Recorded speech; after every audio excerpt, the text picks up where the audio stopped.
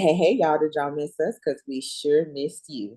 Look, watch, like, and subscribe to our channel at Sister Sis 1988, as well as follow us on all our social media platforms at Sister Sis 1988. We're coming back with episode number 2 again with Miss Rhonda Williams out of Atlanta, Georgia. But first, I'm Jamie. I'm Latoya. And I'm Calandra. Okay, so Miss Rhonda, my question is going to be, or my next question is going to be, how do you find balancing between individual needs and the needs of the relationship? How can you make sure that those stay 50-50?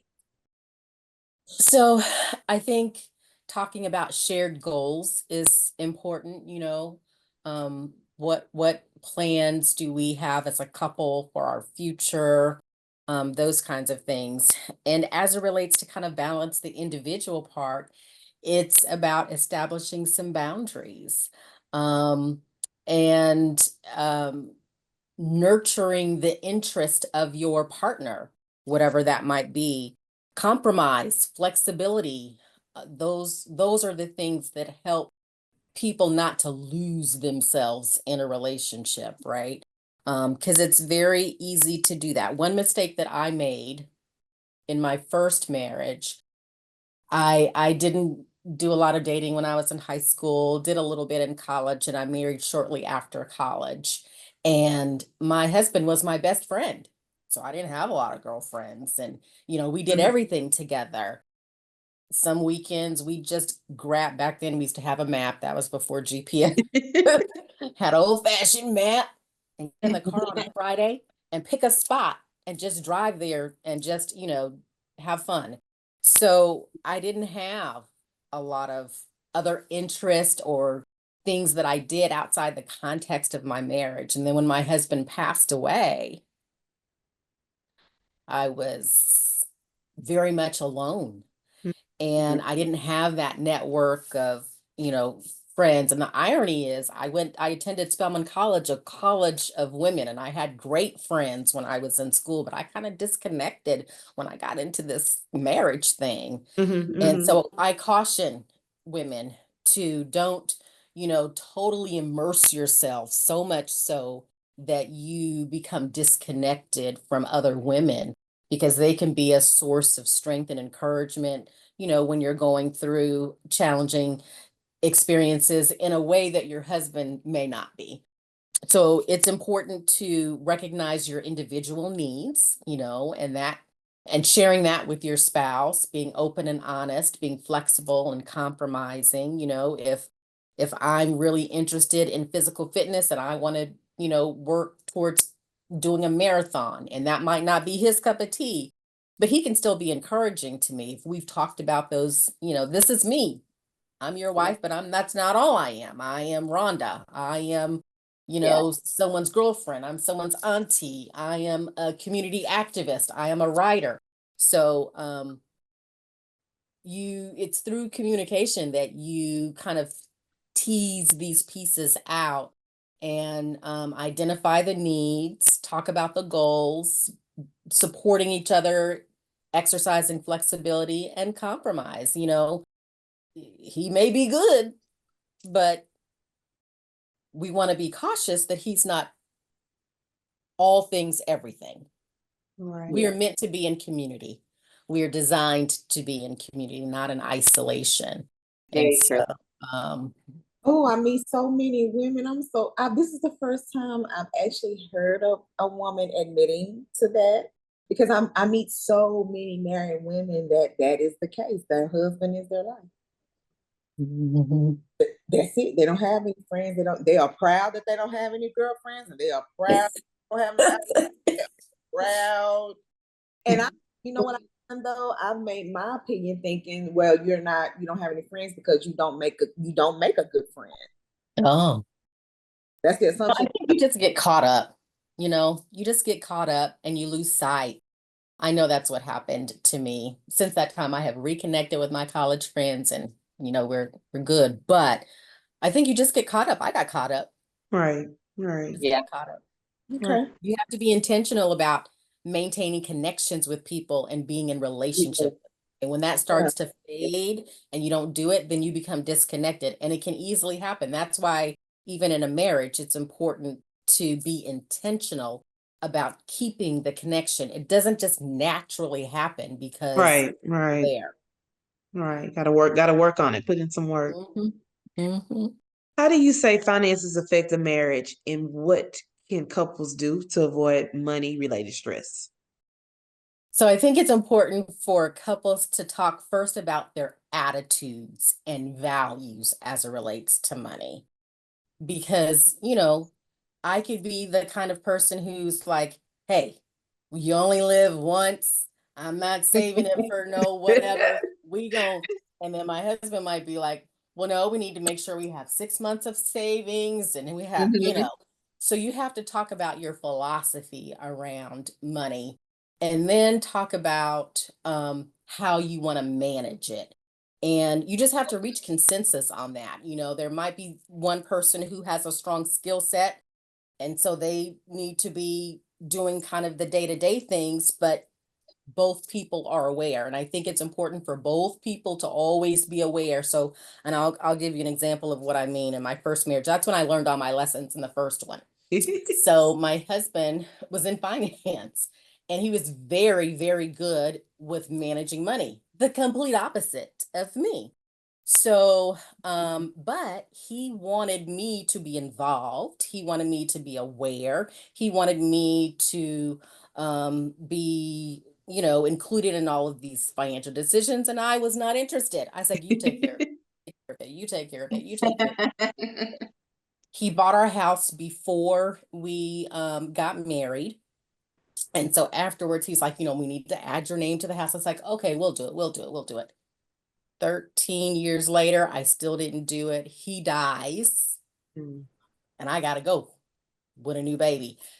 Um, he wanted me, I didn't, I just kept saying, you do it, you do it. And I wasn't involved in the finances. And when he died, I couldn't figure out, even though he put my name on it, I couldn't even figure out where all his account information. It was a Mhm. hot mess. It was a hot mess.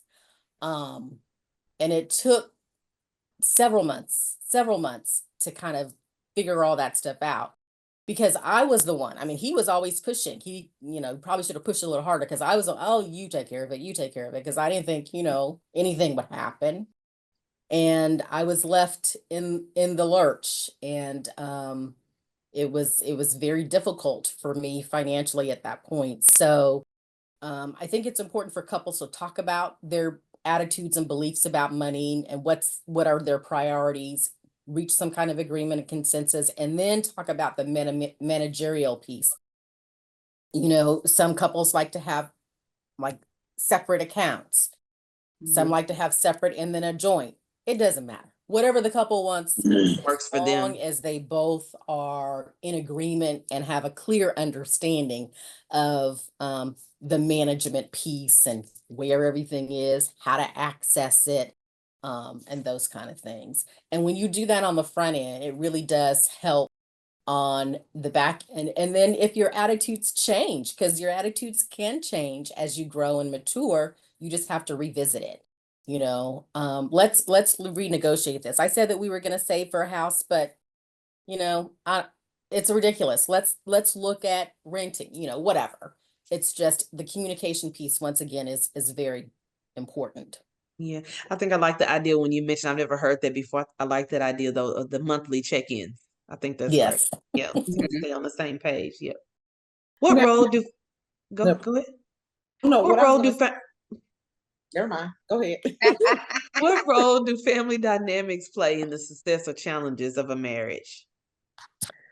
Ooh, they can play a role.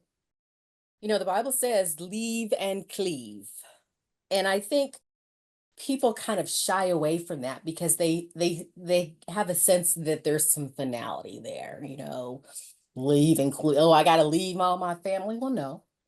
It's about having healthy parameters. Mm. Um, it doesn't change the relationship or the love that you have for your family and friends, but there needs to be a healthy parameter. And so I use an example in the book.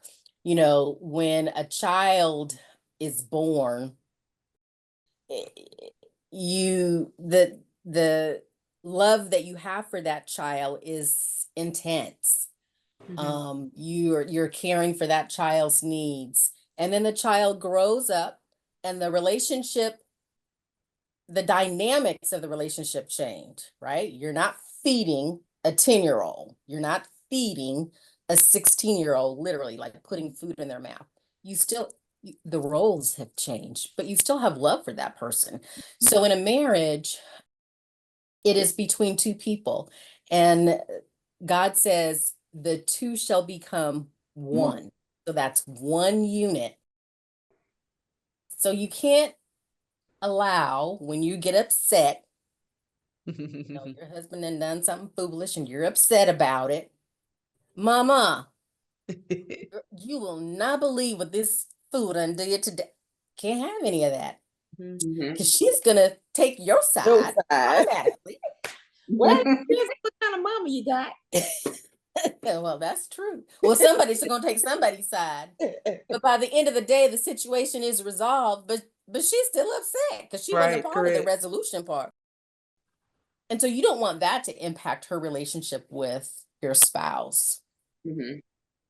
It's important for couples to learn how to resolve issues together. Right. There are times when, you know, they can't, and they do need professional support, counseling services by professionals. It's okay to get some advice, I think, from your friends. However, they need to be friends who support your marriage, not just support you. Because if they just support you, they're going to be supporting your wrong, and they're not going to tell you the truth. Girl, I would have done the same thing. Well, are you in a happy marriage relationship? I'm not listening to you if you're not in a happy relationship. So it's important to have some boundaries to protect that relationship. And there are places where people from the outside never need to come into the relationship. So it's very important. And oftentimes it's family that is, you know, where there's great challenge. And so, you know, my first husband had to have some conversations with one of his parents who he was extremely close to. He was kind of pushing the envelope, and he was like, "No, ma'am," in a very respectful and loving way. This is my wife, this is our home, and this is the life we have chosen to live. So it's critical. Otherwise, it really weakens the relationship when people are too intimately involved with friends and or family. Right. What are your thoughts about couples who face infidelity or other major betrayals? Do you think they can ever fully recover or rebuild trust from that? And how? I do. I think the first step is examining the root cause. We got to get to the why. And people have to be really honest with it. Okay, maybe I just made a foolish decision. I wasn't in my right mind that moment, and you know, I just did something stupid, and people do stupid things. Or it could be because of a lack. It could be that person's own insecurity or perceived lack from their partner. But you have to dig deep, and maybe that's where professional counseling might help with that process. You got to figure out the why. Once you figure out the why, and both parties are willing to do the work to rebuild the trust, then yes, because God created marriage. He has the power to resurrect the dead. He can certainly resurrect a dead marriage. So yes, you can come back from that. But it takes work in examining that root cause of what led to that break, that betrayal has to be uncovered and dealt with. Right. You've touched on your book a few times throughout both episodes. Can you tell us a little bit more about this Until Death Do Us Part, Oh, my she journey froze. I joy can't in hear. marriage, right? She's frozen. So she was saying you had touched on your book. Tell us a little bit more about it. Oh, yeah. So, as I mentioned previously, I have been married twice. My first husband passed away when our daughter had just turned a year old, and he suffered from brain cancer.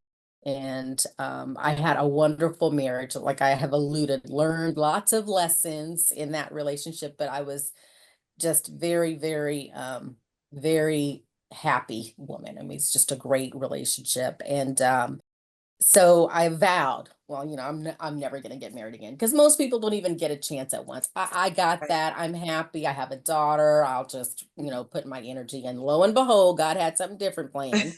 Yes. And another widower, and I started dating and eventually married. And so the book is about our story. My second husband and I, we started writing this book together, Until Death Do Us Part.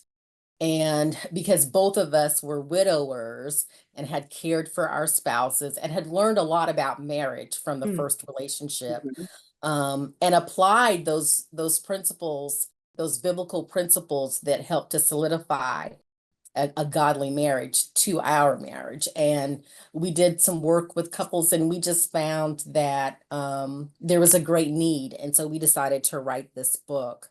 But then, very unexpectedly, he passed away just before we finished it. And so, interestingly enough, I finished the book, and that helped me to move through the grieving process. It was very painful to do, but to God be the glory, I got it done. And so it's the story of love and loss, and the lessons we learned, the biblical principles governing marriage that we unearthed. And in the very end, it includes some tips and strategies for couples, regardless of where you might be in your journey. If you are contemplating marriage, if you're newlywed, if you've been in the game for a minute, or you just celebrated your 50th anniversary. There's something in there for everybody, to just give your relationship a little bit of a bolster. There's opportunity for reflection and growth. And so my prayer is that it will help somebody. Mhm. All Okay, right. beautiful, beautiful. Yes. And so also just to clarify, so do you actually offer services to couples or to individuals? So, um, I, well, what I will do is to facilitate conversations around the principles. Usually when there's a conflict in the relationship that couple might be struggling to resolve, it's because there's some violation of the biblical principle, right, governing marriage. And so I can help couples to identify what it is, and then identify the steps to bring them back into alignment with what God's word is. So that's one thing that I do. I also speak to small groups, to women's ministries, men's ministries, fraternities, sororities, whoever would like to learn a little bit more about how to have a happy and joy sustaining kind of marital relationship. I also do book talks. There are a lot of book clubs out there. And the book is a very easy read, less than 100 pages. And so I don't mind facilitating discussions around the book. All right. How can one find your book or find you? That is awesome. I didn't hear you. You said awesome. So how Oh, do thank you. viewers contact you? How do they contact you and How can they find your book? find your book? So my book is available on Amazon, Barnes and Noble. I do have a website. It's my name, Rhonda, RHONDA Williams.org. And there's information about me and the services I offer. The book can be purchased there. I'm also on LinkedIn, and I think that's it for now. Yeah. Okay. Right. Well, Miss Rhonda, we do thank you so much for giving us your time today. Everything you've given us today has surely been a lesson and a wealth of information. We look forward for you coming back on the show, hopefully in the future. If you ever decide that you want to do a panel, ask us some questions, pick our brain as being three single ladies wanting to know our views, because we have did a couple of shows, but we want to do more about what's out here in the world when it comes to the single men. All right. Our choices, we feel like our choices are slim, but hey, we'll give you what we have, but we analyze what we say. We think you probably give us some good input, but we're gonna give you back your day, and so Until next time. there is strength in sisterhood And support in sisterhood. Bye. Bye. Bye.